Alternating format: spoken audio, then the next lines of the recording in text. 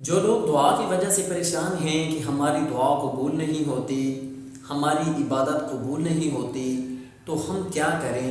ان کے لیے آج کی ویڈیو خاص ہونے والی ویڈیو ہے۔ انہیں چاہیے کہ وہ ان اوقات میں دعا کریں۔ کن اوقات میں؟ یہ اوقات آپ کے سامنے پیش کیے جا رہے ہیں۔ آپ ان اوقات میں دعا کیجئے گا، ان گھڑیوں میں دعا کیجئے گا، انشاءاللہ میں گارنٹی سے کہتا ہوں کہ آپ کی دعا قبول ہوگی۔ لیکن اس دعا کی قبولیت کی کچھ شرائط ہیں، وہ بھی آپ کے سامنے رکھوں گا، اور دعا کی قبولیت کی گھڑیاں، دعا کی قبولیت کے اوقات بھی آپ کے سامنے رکھوں گا۔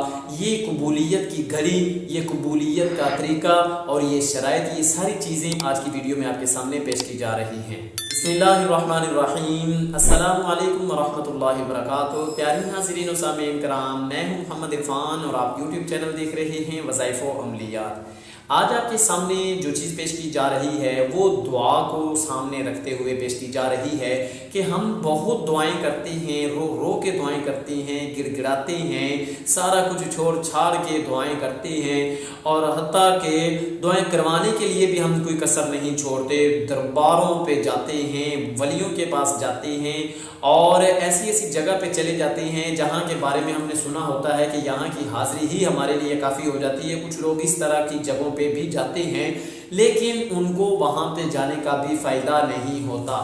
تو آج میرے پیارے دوستوں، میں آپ کو بتاتا ہوں کہ آپ کس طرح سے کر کے اپنی دعاؤں کو قبول کروا سکتے ہیں۔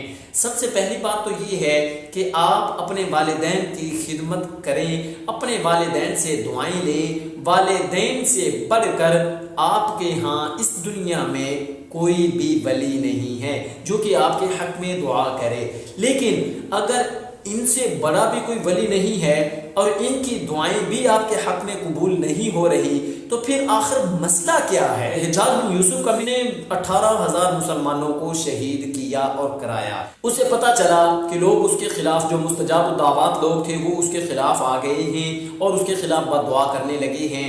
تو وہ جانتا تھا کہ حرام کی غذا سے بد دعا یا دعا یا عبادت کچھ بھی قبول نہیں ہوتا۔ تو اس نے مستجاب الدعوات لوگوں کی دعوت کی اور اللہ کے ولیوں کو بلا کے دعوت میں حرام غذا کھلا کے انہیں یوں کہتے ہوئے رخصت کیا کہ جی اب آپ لوگ جا سکتے ہیں، آپ لوگ میرا کچھ بھی نہیں بگاڑ سکتے۔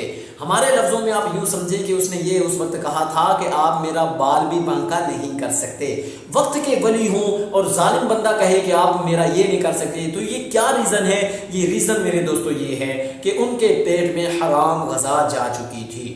تو جب ہمارے پیٹ میں حرام غذا جائے گی تو پھر اس وقت نہ ہماری اپنی دعائیں قبول ہوں گی، نہ ہمارے ولیوں کی دعائیں قبول ہوں گی، نہ ہمارے پیروں سادوں کی دعائیں قبول ہوں گی، اور نہ ہمارا درباروں پہ جانا قبول ہوگا۔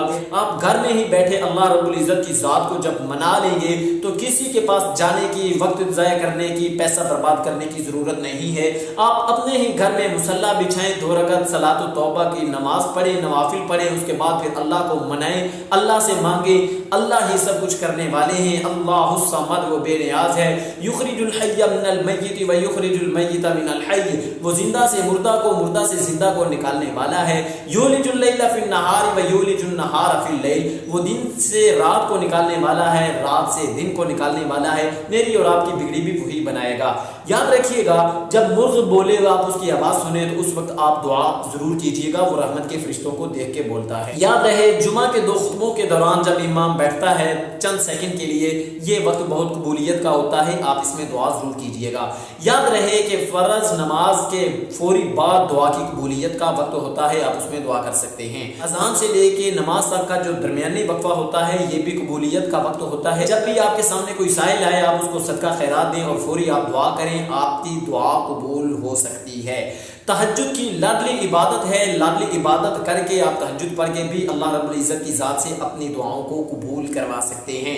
حرام کو چھوڑ کے حلال پہ چلتے ہوئے آپ کسی بھی وقت دعا کرتے ہیں تو میرا خیال ہے کہ آپ کی دعا ضائع نہیں جائے گی، بلکہ آپ کی دعا قبول ہوگی۔